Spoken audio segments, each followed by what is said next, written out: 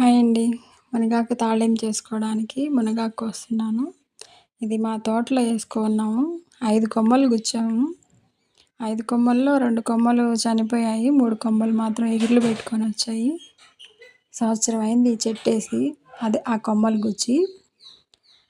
ఆకంతా వస్తుంది గానీ బాగా పూతొస్తుంది గానీ పురుగు తినేసి రాలిపోతా ఉన్నాయి. వాటిల్లో బాగా నీట్‌గా ఉన్న మునగాకుని మా వారు కోసిచ్చారనమాట. అదే ఇది. నిమ్మ చెట్లకి మందేయడానికి వెళ్ళాం కదా! ఆ రోజు కోసుకున్నాము ఈ ఆకుని. చాలా బాగుంది. వర్షం పడి ఉండింది. అందువల్ల ఆకు చాలా నీట్‌గా, ఫ్రెష్‌గా ఉండింది. దాన్ని ఇంటికి తీసుకొచ్చుకొని బాగా చేసుకున్నాను. తాళింపు చేయడానికి రెడీ చేసేసుకున్నాను. దీనికి ఆయిల్ అదేమి వేయలేదండి. బాండల్లో ఆకేసుకొని కొంచెం వాటర్ వేసి, పసుపు, సాల్ట్ వేసి ఇదిగో ఇలా మూత పెట్టేసాను.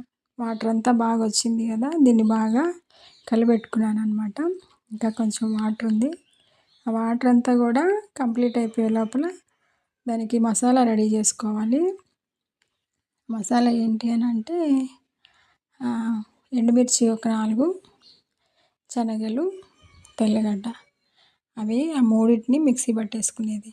ఆ 3 మిక్సీ పట్టేసి ఆ పొడిని మునగాకు బాగా వాడిపోయిన తర్వాత చల్లేసుకున్నామంటే ఈ విధంగా పొడి చేసుకోవాలండి. పొడి రెడీ చేసేసుకున్నాక మునగాకులో ఇలా చెమ్మంతా వాడిపోయి ఉండాలి. చెమ్మ వాడిపోయి ఉంటే ఆకు బాగా మెత్తబడి ఉంటుంది. ఇప్పుడు ఆ పొడి వేసుకొని కలిపేసుకున్నామంటే తాళింపు సూపరు. తిరగమాత కూడా అవసరం లేదండి. మునగాకు తాళింపుకి ఎక్కువగా తిరగమాత చేయరు. ఈ ప్రాసెస్లోనే చేస్తారు. టేస్ట్ అయితే సూపర్ ఉండింది. రాని వాళ్ళు ట్రై చేయండి, బాగుంటుంది. Thanks for watching.